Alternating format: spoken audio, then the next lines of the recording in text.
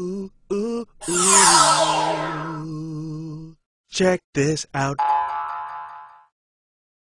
Assalamu alaikum. You're watching The Dean Show, and this is the mailbag. Let's get into the mail right away and see what's coming in. I've got a question here. It says, why does Islam allow slavery?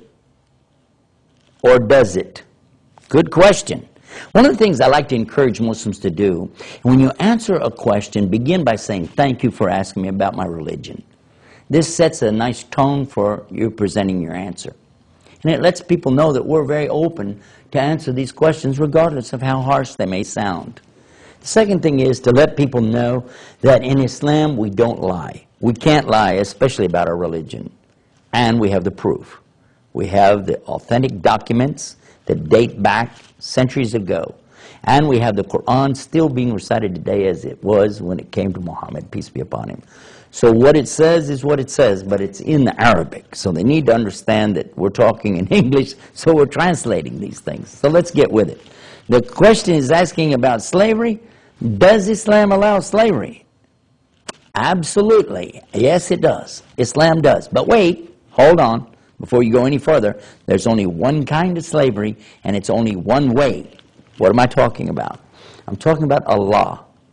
Not that Allah is our slave, but we are all slaves to Allah. This is the meaning of slave, Abdullah, the slave of Allah. We as human beings consider that it should be that as Muslims, our worship, our servitude is only to Him, just to Allah. That's what we accept as slavery. But other than that, Islam is telling us what is true taqwa, what is true piety, what is real righteousness, and it's to feed a person who is indigent in their day of need. It is to take care of the orphan, and it is to free a slave. This is in the Quran. Now, why, if Islam is telling you to have slavery, is it telling you that a very righteous thing to do is to free a slave? So we know that there is slavery even today in the world. But it is Islam that has it as a prerequisite, really, to understand that slavery is to Allah. Allah does not like the human beings being enslaved by each other. But some things are not totally forbidden all at once in Islam. As an example, alcohol, when the first prohibition came, was don't approach your worship while you're drunk, while you've been drinking. Wait until you're sober, then you approach your worship. Well, that makes sense. Then another verse comes later with more clarification, more intensity, and it says, now all alcohol is forbidden. Stop. One verse doesn't cancel the other one. It magnifies or amplifies the verse so that you can see how the intention of Allah for you is what? To get closer to Him is to leave off these things. Now, what about slavery? If a person is in servitude, and there's a difference here, because the slavery that we talk about in America is one that we're very familiar with, a very horrible thing. But there is servitude that people can sell themselves as indentured servants. In fact, some of my own relatives came to this country as indentured servants about 400 years ago. And when they did, it wasn't considered a put down or bad, because they were going to work for a period of time and then be released from their contract. And that's what they did. They worked and worked for so many years, then they were released and free to get land and establish themselves. And that's the way some of the first of the Estes family came to this country in the 1600s. Now, when we talk about slavery at the time of Muhammad, I want you to know that it was the Muslims who demonstrated how important it is to free slaves. Bilal, who was the great mu'adhin, the caller to the prayer, had formerly been a slave of the idolaters of the Qurayshi tribe. And they treated him miserable, very miserable, simply because he believed there was one God. They said, no, you need to worship our gods, Al-Lat wal Al-Uzza. And he refused. He said, I'll do other things you want me to do, but not this. I can't worship other than my God. So what did they do? They took him to the desert and they beat him and they whipped him until he was bleeding. And then they threw him on the ground on his back.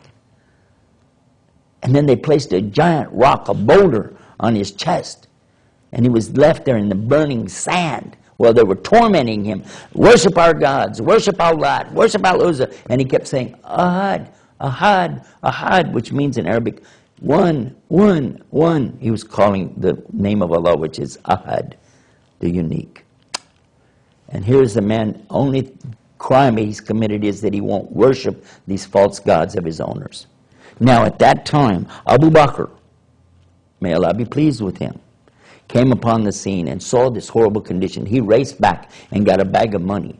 And he came back to them and he offered this bag of money, which was a lot for that time. And he said, I want to buy him. And they said, what is this? And somebody said, take it just before, he'll inflate the price of slaves. We can't afford it. Just take it, get rid of that guy. So he released him immediately. Abu Bakr bought him as a slave and then released him and gave him his freedom immediately. Later on, those whom he'd given the money to said, you could have dealt with us and we would actually have sold him to you a whole lot cheaper. He said, you could have dealt with me and I would have given you a lot more. Because why? Because I don't need him to be a slave to you or to anybody. We're all slaves to Allah. And this was the attitude of the early Muslims. Now, granted, some Muslims since that time have committed atrocities and done some bad things, but it doesn't represent Islam.